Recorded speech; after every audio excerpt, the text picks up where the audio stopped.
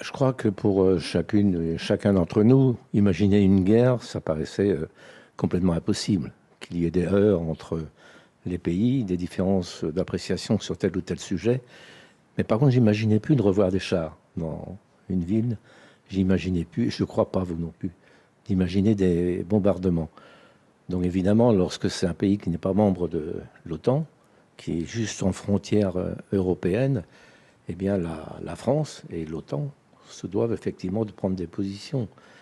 Et le pays agressé, c'est l'Ukraine, qu'on le veuille ou non. On pourra toujours trouver 1000 excuses, mais c'est bien l'Ukraine qui a été agressée pendant les derniers jours. Le sport est un argument de paix. Pas partout. J'ai souvent essayé, vous savez, de réunir des pays qui étaient en conflit, d'organiser un match. Ça n'a pas toujours marché. Mais c'est un cas quand même beaucoup plus grave. Vous avez vu peu quand même de situations comme celle-là ces dernières années. Donc que la Russie soit pénalisée par des instances mondiales, si c'était uniquement par l'OTAN ou par la France, ça pourrait être extrêmement contesté. Mais la FIFA et l'UEFA, c'est incontestable. Un match de l'équipe de France ou d'une équipe de France contre la Russie, Noël Le On Graët. n'aurait pas été. On n'aurait pas été. Quelle décision auriez-vous On prise? n'aurait pas joué. Vous auriez dit non. On aurait dit non, évidemment, comme les autres. Je pense que dans tous les pays de l'OTAN, tout le monde aurait dit non aujourd'hui. Tout le monde. Il n'y a pas un pays, certains ont un peu traîné, mais tous ont signé quand même des accords il y a 3 ou 4 jours, même les plus réticents. Donc tous les pays étaient quand même assez scandalisés. Moi, j'aimerais qu'il reste à Paris. C'est une réponse banale. Il est encore jeune. Je ne vois pas qu'est-ce qu'il peut trouver de plus grand que Paris. Paris a une marge de progression énorme, autant que les clubs espagnols aujourd'hui. Je le vois mal en Angleterre. Je me trompe peut-être. Je le vois mal en Angleterre. Et c'est un Parisien. Il joue bien au ballon, il est estimé. Techniquement, il est très très fort, il est beau. Il est heureux à Paris.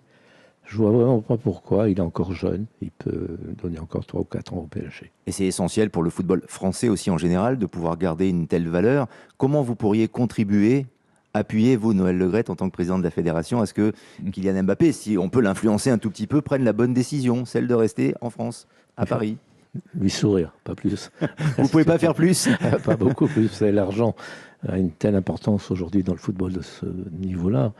Donc les agents jouent un rôle, les parents jouent un rôle, les clubs jouent un rôle. Et il est sollicité tous les moments. Tout le monde lui demande à chaque moment, alors qu'est-ce que tu fais l'année prochaine? Moi, je vais le voir gentiment. J'espère. Je souhaite qu'il reste à Paris. D'abord, je n'étais pas fâché de Benzema, c'est une erreur. J'ai souvent vu Benzema quand il ne jouait pas. Il est même venu à la maison, à Paris, discuter. Donc, je n'ai jamais mis une barrière pour que Benzema ne joue pas. Au contraire. Donc, vous voyez, il y a sûrement une erreur d'interprétation, soit de vocabulaire de ma part ou de compréhension de notre part. Bon, ensuite, quand Didier m'a dit, écoute, franchement, là, il est tellement au top, je vais le reprendre. Didier, j'attendais que ça. Didier est venu ici après le championnat d'Europe, on a passé la journée.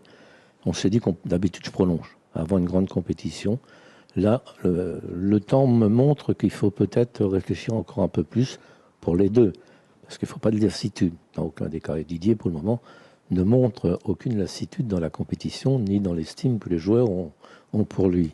Donc laissons passer nos 2 compétitions importantes, celle d'été, où il y a quand même 4 matchs.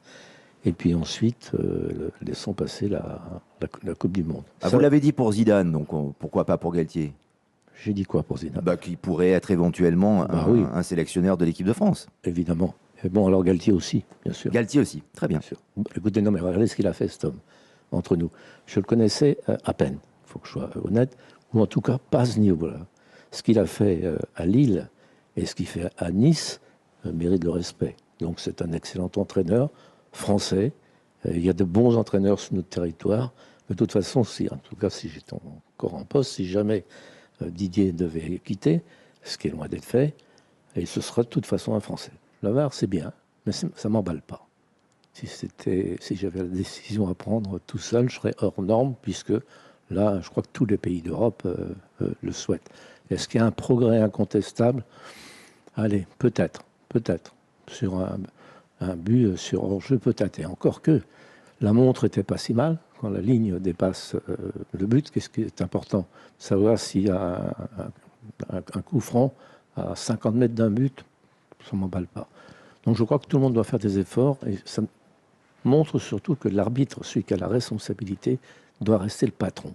Et non pas rester 7 minutes en train d'attendre pour dire alors qu'est-ce que tu en penses, Pierre? Et toi, Paul? Oh non, moi, Jacques, je ne suis pas d'accord. Bon, Paul et Jacques ne sont pas d'accord. Qu'est-ce que je fais? Non, mais attends, là, on est ridicule. L'arbitre doit trancher, peut se tromper, comme les joueurs, comme les dirigeants, comme chacun d'entre nous. Une affaire entre deux joueuses qui n'est pas très éclaircie aujourd'hui. Il y a même une affaire de justice. Donc, je ne sais pas trop. Je regrette ce qui se passe. C'est une bonne joueuse. Et son adversaire, entre guillemets, très très bonne joueuse. Bon, ça ne devrait pas exister dans le foot. Elle a joué, elle a fait un bon match et une demi-mi-temps moyenne. Mais c'est pas une très bonne publicité pour le football français en général. Quand les faits divers, il y a eu des affaires aussi, hein, même chez les hommes précédemment, Noël Le Graët. Mais vous avez remarqué que savoir pardonner, ça fait partie aussi de ce que je sais faire. J'aime pas être fâché longtemps, de par ma nature. Pas rancunier du tout, pas assez même. Je me fais souvent gueuler parce que Noël, tu pardonnes, c'est pas le mot, mais trop vite. Effectivement, il n'y a pas de quoi être fâché éternellement parce que quelqu'un fait une bêtise. C'est comme ceux qui critiquent la CAN. J'ai regardé, je crois qu'il y a 169 joueurs français jouant dans notre championnat qui jouent en Afrique. Bah, qu'ils ne les prennent pas, si ça les embête à ce point-là. La CAN est une compétition remarquable qu'il faut jouer sans aucune critique. Chacun a le droit, ils ont la double nationalité. Quand on les prend, on sait qu'on a le risque de certaines absences pendant quelques jours. Mais je pense que le football africain a besoin d'aide, en fait, autant morale, d'entraîneur, et c'est ce que je me force à faire lorsque je reçois des fédérations africaines. C'est une question à laquelle je suis incapable de répondre de façon très franche, alors que d'habitude j'essaie de vous répondre rapidement. Je suis très malheureux. Je trouve ça tellement stupide que des hommes descendent sur le terrain pour soit soutenir leurs joueurs, mais plus souvent pour agresser l'adversaire. On a tout fait, huis clos, enlever des points, suspendu. Tout ça, ça va un peu à l'inverse du foot. Comment expliquer encore mieux, grâce aussi à vous, il faut que vous en parliez, qu'on doit rester sur le stade, c'est un spectacle, qu'on doit respecter l'adversaire. Il y a eu une dégradation, là, je ne sais pas si c'est l'après-Covid qui a rendu une liberté un peu folle à tout le monde, mais on avait perdu cette habitude, un peu partout. Ça s'est passé chez nous, un peu aussi en Angleterre, tout petit peu en Italie, un peu trop chez nous. Bien sûr que je suis très contrarié. La vraie solution, vous savez, le huis clos, j'aime pas trop. Je trouve que vraiment ça dénature complètement, mais c'est personnel. D'autres peuvent avoir un autre avis. Enlever des points, j'étais plutôt partisan d'enlever un point de temps en temps. Mais c'est pas non plus la bonne vérité. Non, ce qu'il faut, c'est qu'on rabâche une bonne prise de conscience. Un match de foot, c'est un spectacle, c'est un jeu, et on doit effectivement respecter les acteurs. Attention de ne pas commettre effectivement des bêtises que vous ignorez vous-même. Mais je pense que j'ai suffisamment de bons copains capables de me le dire.